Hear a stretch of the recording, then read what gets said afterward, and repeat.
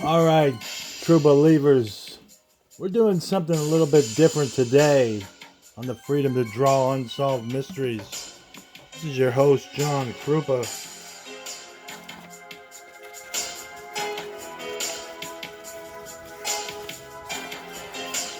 We are live, and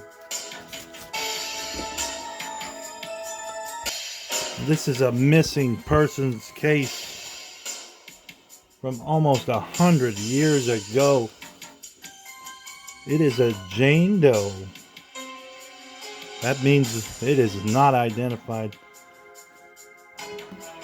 It is called the Ravensburg Jane Doe. It is from Pennsylvania. And I got this off of Detective Ken Main's channel.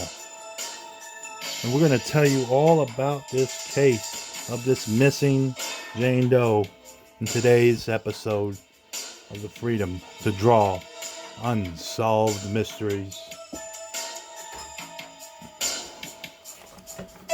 Alright, guys. This is the Ravensburg Jane Doe. And the reason why I have it set up like this today is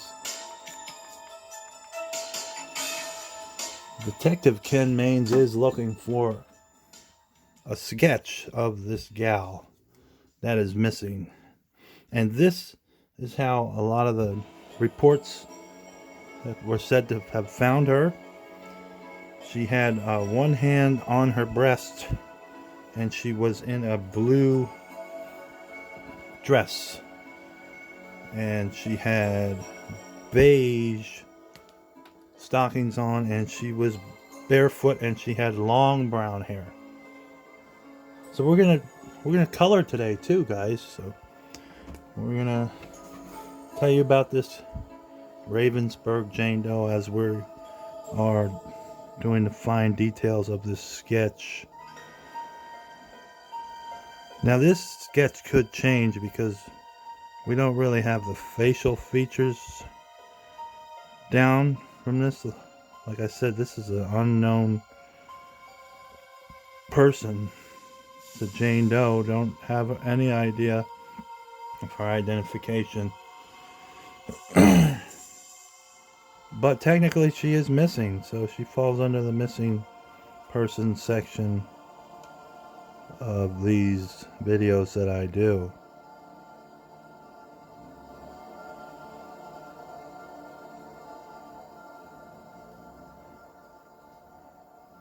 And this is kind of what like a 1920s girl with long brown hair would look like in a blue dress, touching her right breast. The unsolved Ravensburg Jane Doe. This is from an article in 2018 from the Pennsylvania Rambler, it's called. And here is where this Jane Doe is buried. The unidentified female murder victim will be referred to as Ravensburg Jane Doe for this article. As I stepped out of the vehicle,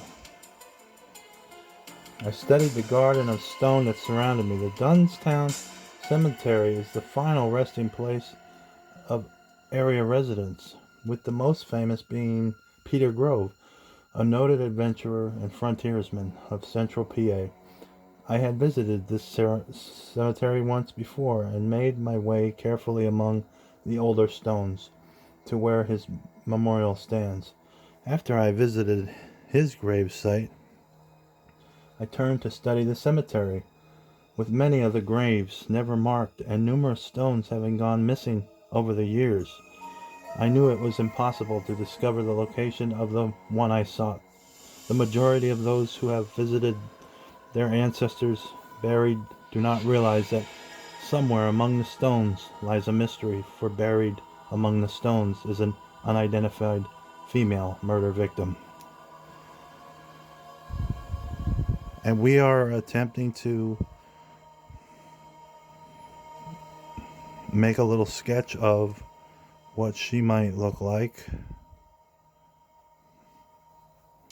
Like I said, this is very crude because I only have a certain amount of specifics to go off of.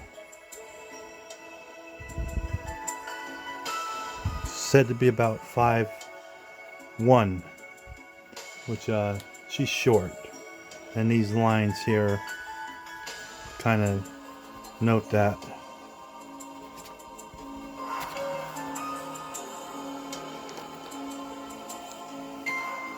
And this is like the marking line there. Let's do that quicker.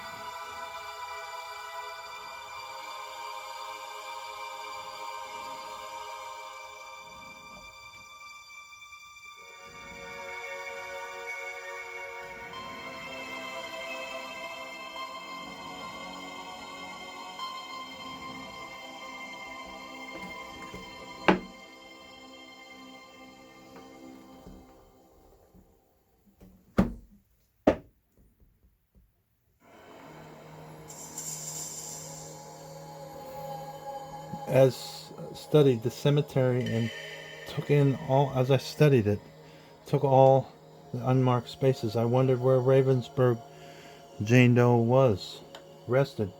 While I did not know for sure, I imagined her resting place was somewhere along the outer edges of the cemetery. Traditionally, that was where the unwanted, unknown, and poor were buried. I realized at that moment, I would probably never have an exact answer to where the identity of Ravensburg Jane Doe was ending.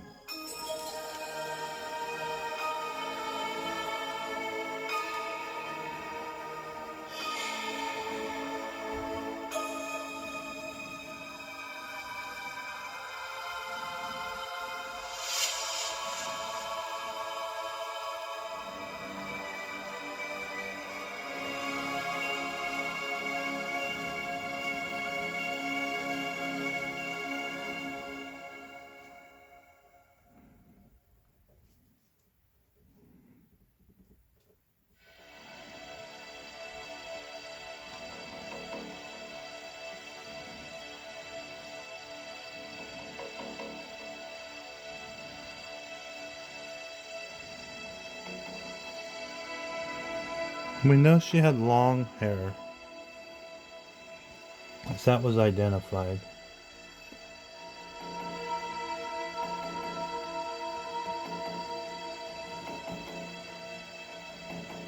And we know she had tan stockings on. And we know she was barefoot.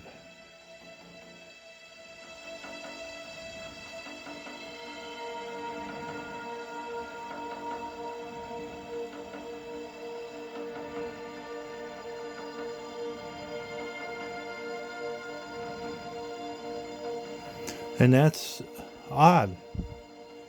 Why was she barefoot if she was said to have been involved in a car crash, too?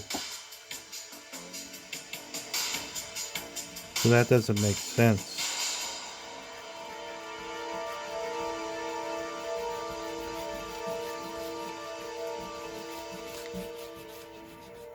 This is potentially what she could have looked like.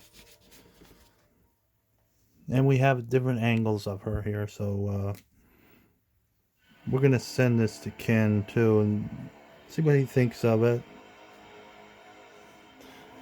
My journey to discover her identity began in 1995.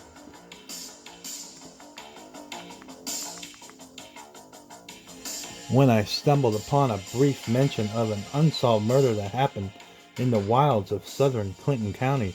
The mention lacked details. It had no date, no location, and no description of the victim. It merely mentioned an unidentified female was murdered near Sugar Valley with no clues to follow. I filed the clipping away like the newspaper, and I too soon forgot about Ravensburg Jane Doe.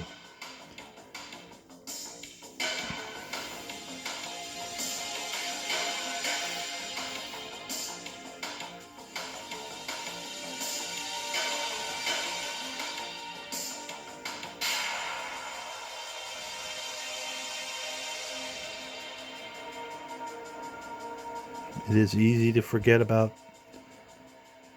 this girl. Almost 100 years old this case is.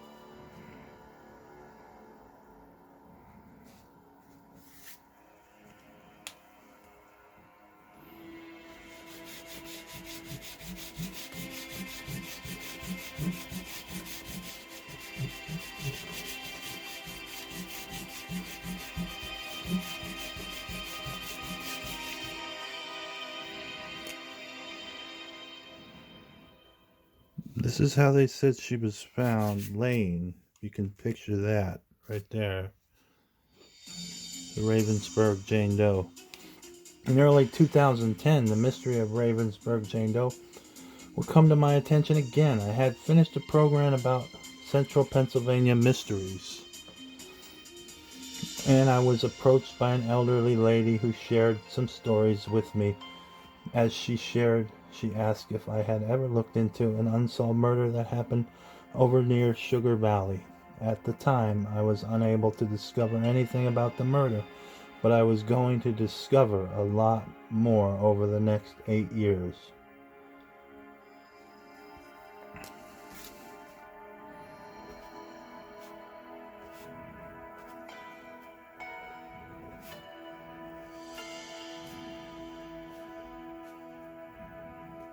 And I don't really know the specifics.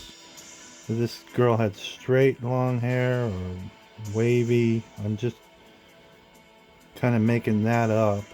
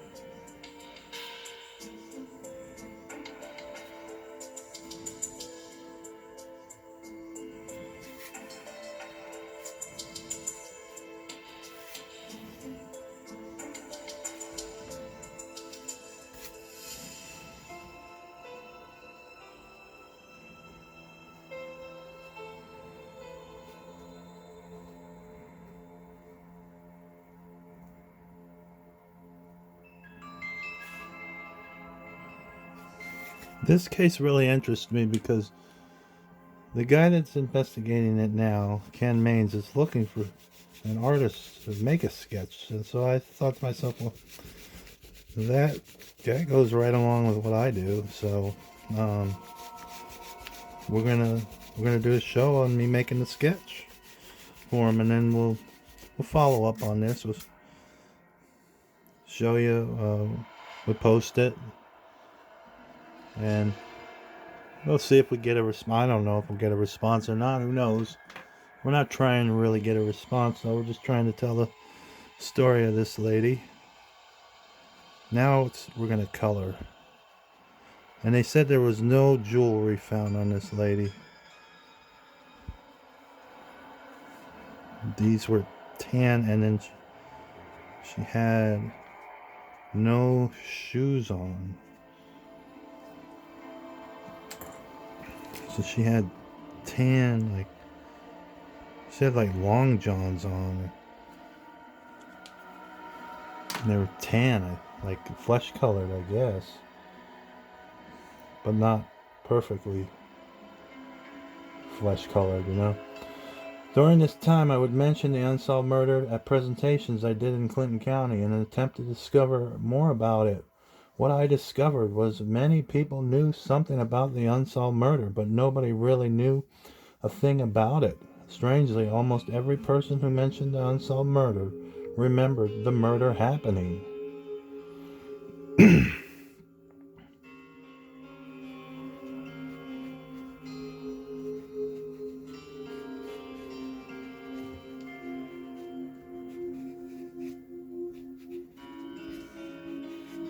This is a little different than what we normally do, guys. But I figured change is good. Let's see if we can get that color here.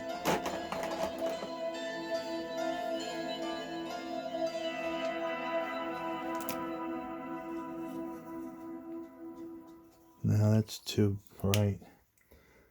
The one thing consistent with the attendees mentioned the murder was the description of Ravensburg Jane Doe. They stated she was in her early 20s with brown hair, was wearing a blue dress when she was discovered, and she had been shot to death. But that was where the similarities in the story ended. Where the murder happened remained a mystery. The murder happened near Loganton, or maybe it was down towards Tylersville, or up in the mountains above Mackeyville, or somewhere along White Deer Pike. The most common description of where it happened was along Interstate 80 at the abandoned rest stop just west of Lamar, which, according to word of mouth, was the reason the rest stop was closed down. Despite everyone remembering the murder happening, nobody seemed to remember when it happened. Most people placed the murder as happening between 1940 and 1970, with the majority saying it happened in 1968. The most intriguing version was shared by a young lady who remembered it happening when she was a child in the 90s. Over the years, I shrugged it off as local lore. Despite countless hours of research, I was unable to find the source of the story. None of the Clinton County's solved murders matched the details of the unsolved murder. I wanted to believe it was based on actual events, but was quickly dismissing it as a false memory that had infused itself into the public consciousness.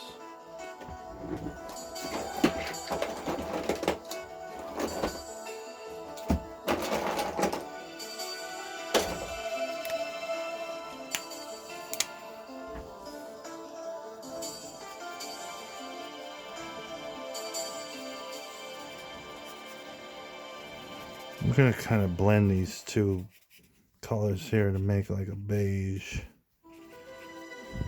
for this girl.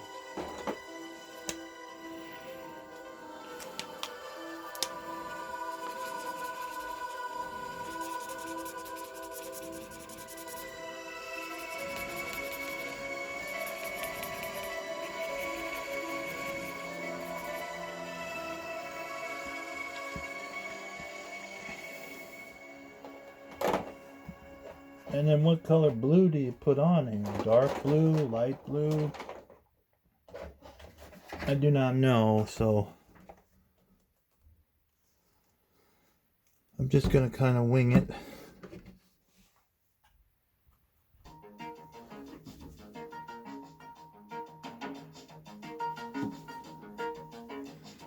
We're going to put like kind of like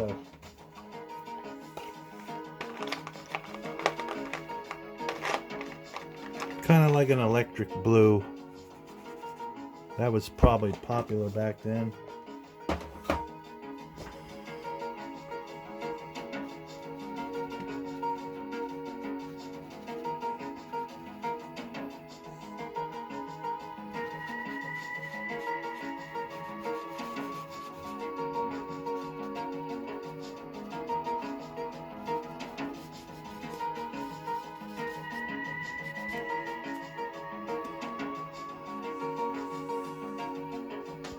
And then it happened. The one clue that was needed fell into place as I talked to Jessica at the end of the presentation. It happened over at Ravensburg State Park back in the summer of 24 or possibly 25. It was back before it was Ravensburg.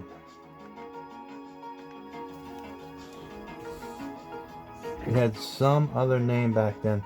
These dates were much earlier than any other one I heard of it before. The first search came up with nothing, and neither did the next handful of searches. Pulling up a map of the area, I noticed the nearest town, Launchtown.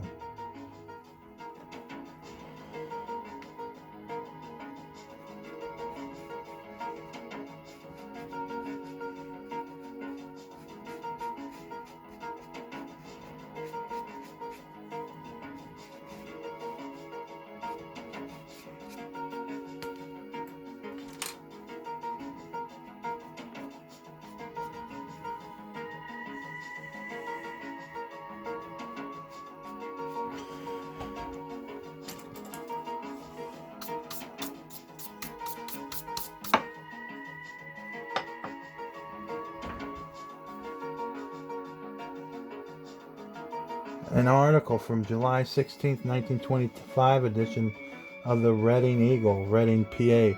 Murdered woman's body found by Reading youth. After hearing about this case for years, I could only stare as the details of the discovery of Ravensburg Jane Doe filled the computer screen. On the morning of Wednesday, July 15, 1925, 12-year-old boy from Reading was picking berries with some other kids who were vacationing at the Big Rock Forestry campground, present-day Ravensburg State Park, when he stumbled upon a body lying between the road to Carroll and Launchtown Run. Finally, Harry Peck of Jersey Shore went to investigate the boy's claims. Peck returned quickly, confirming a body had been dumped down a steep embankment and had been covered in leaves. Some of the men traveled to Launchtown, located about 2 miles from the campground, and contacted authorities about the morbid discovery.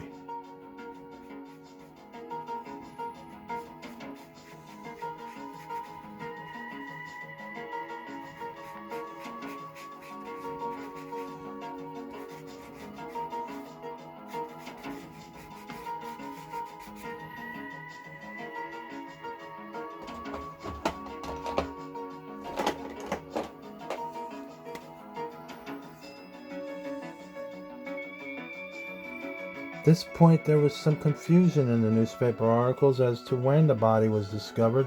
The Reading Eagle and Lockhaven Express initially say the boys discovered Ravensburg Jane Doe the morning of July 15th. However, the July 16th edition of the Lockhaven Express states the boys had discovered the body a couple of days earlier, but it took until Wednesday morning to convince the adults at the campground to investigate.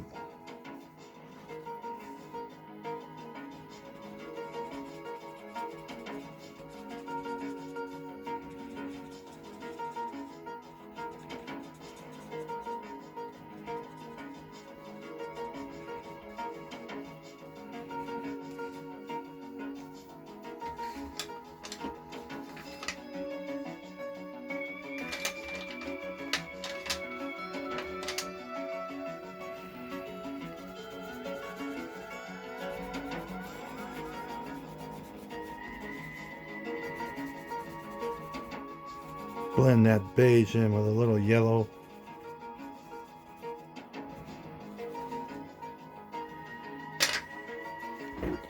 Clinton County Coroner John Bailey soon arrived on the scene to examine the body. He reported it was a young female between 20 and 40 years old who had chestnut brown hair and stood approximately 5 feet tall.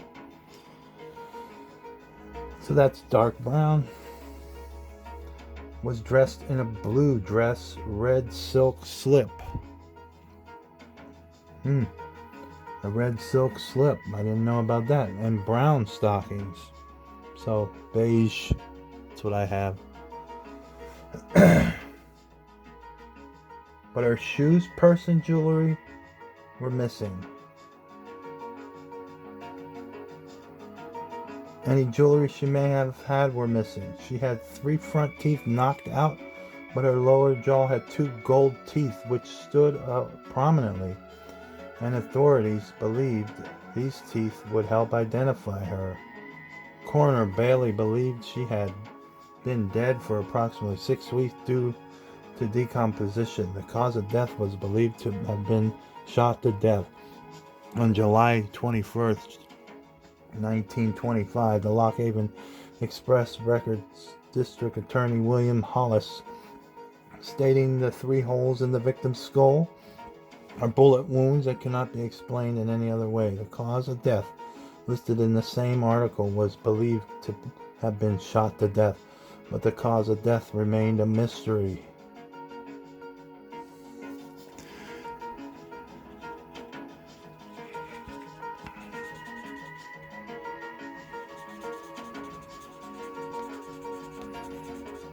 So chestnut, maybe we could put a little yellow in there.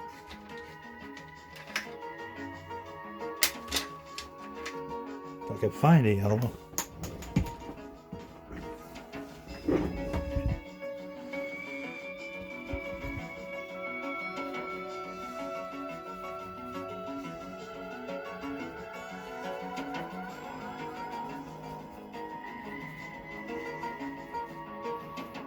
Well, it depends on what you think chestnut is.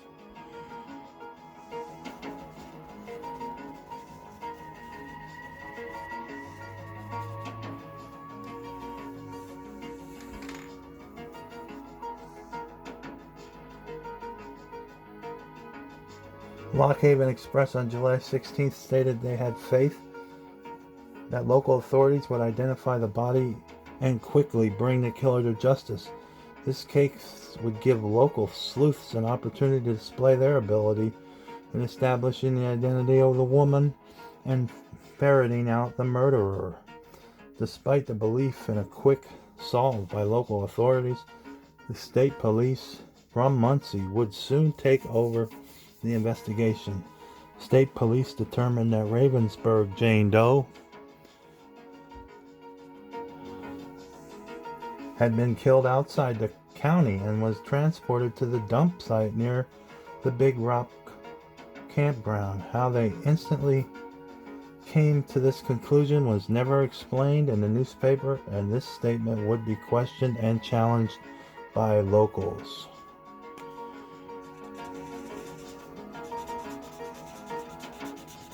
This definitely is a mystery, guys, and it's an unexplained death and a missing person, all rolled in one. This is the kind of stuff that we love here, the freedom to draw and solve mysteries. We enjoy the mystery, trying to solve it, being a part of it. Maybe we can help. That is the main goal here at the Freedom to Draw and Solve Mysteries.